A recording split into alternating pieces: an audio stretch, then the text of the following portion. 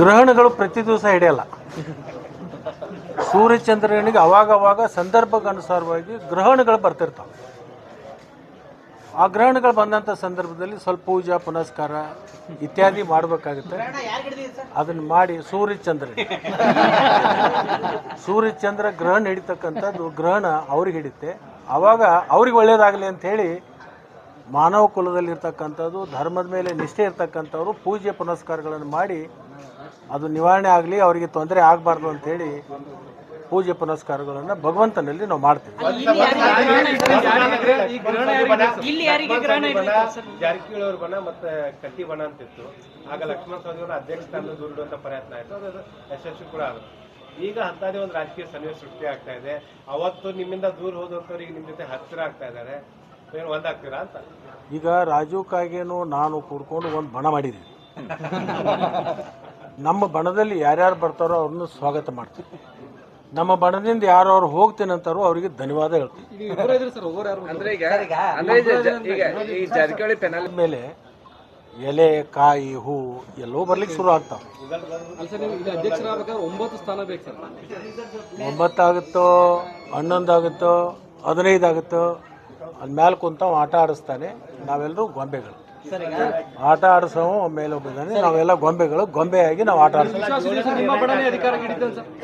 DCC bank ಅಧ್ಯಕ್ಷ ಉಪಾಧ್ಯಕ್ಷರಲ್ಲಿ ಜೋಡತೆಗಳು ನಿರ್ಣಾಯಕರಾಗ್ತಿರಂತ ಸಮಯ ಉತ್ತರ ಕೊಡುತ್ತೆ. ಸಮಯಾನುಸಾರವಾಗಿ ಅವೆಲ್ಲ ಕಾಲ ನಿರ್ಣಯ. ಇವತ್ತಿನ ತನಕನೂ ಇಲ್ಲ, ಮುಂದೂ ಇಲ್ಲ. ನಾನು ನಾನು ಶಾಸಕನಾಗಿದ್ದೆ, ಮಂತ್ರಿ ಆಗಿದ್ದೆ, ಸಹಕಾರಿ ಮಂತ್ರಿ ಆಗಿದ್ದೆ, ಉಪಮುಖ್ಯಮಂತ್ರಿ ಆಗಿದ್ದೆ, ಅನೇಕ ಇಲಾಖೆಗಳನ್ನು ನೋಡಿದ್ದೀನಿ. ಇಲ್ಲಿನೂ ಕೂಡ ಉಪಾಧ್ಯಕ್ಷ ಆಗಿದ್ದೀನಿ, ಅಧ್ಯಕ್ಷ ಆಗಿದ್ದೀನಿ. ಅಪೆಕ್ಸ್ ಬ್ಯಾಂಕ್ದಲ್ಲಿನೂ ಕೂಡ ಉಪಾಧ್ಯಕ್ಷ ಆಗಿದ್ದೀನಿ. ಬೇರೆಯವರಿಗೆ ಅವಕಾಶ ಕೊಡಬೇಕು ಅಂತಕ್ಕಂಥ ನನ್ನ ಬಯಕೆ ಇದೆ. ನಾನು ವೈಯಕ್ತಿಕವಾಗಿ ಅಧ್ಯಕ್ಷ ಆಗಬೇಕು ಅಂತಕ್ಕಂಥ ಆಲೋಚನೆ ನಾನು ಮಾಡಿಲ್ಲ. ಸರ್, ಇತ್ತೀಚೆಗೆ ಬಾಲಚಂದ್ರ ಜಾರಕಿಹೊಳಿ ಅವರು ಒಂದು ಹೇಳಿಕೆ ಕೊಟ್ಟರು ಮೊನ್ನೆ 2-3 ದಿವಸದಲ್ಲಿ. ನಾವು ಕಾಗವಾಡ ಮತ್ತು ಅಥಣಿಯಿಂದ ಯಾವುದೇ ಕ್ಯಾಂಡಿಡೇಟ್ ಹಾಕಲ್ಲ. ನಾವು ಇದೆಲ್ಲವೂ ವಿಡ್ರಾಲ್ ಮುಗಿದ ಮೇಲೆ ಸತ್ಯ ಅಸತ್ಯ ಗೊತ್ತಾಗುತ್ತೆ. ಯಾರೇ ಏನು ಕೇಳಿ ಹೇಳಿಕೆ ಕೊಟ್ಟರು ಕೂಡ ಇವತ್ತಿನ ಸಂದರ್ಭಕ್ಕೆ ಅಪ್ರಸ್ತುತ. ಯಾವತ್ತು ನಾಮಪತ್ರ ವಾಪಸ್ ತಗೋತೀವಿ ಅವರವರ ಹೇಳಿಕೆಗಳಿಗೆ ಅವರು ಭದ್ರಾಗಿದ್ದಾರು ಅಂತಕ್ಕಂಥದ್ದು ಉತ್ತರ ನಿಮಗೆಲ್ಲರಿಗೂ ಸಿಗ್ತದೆ.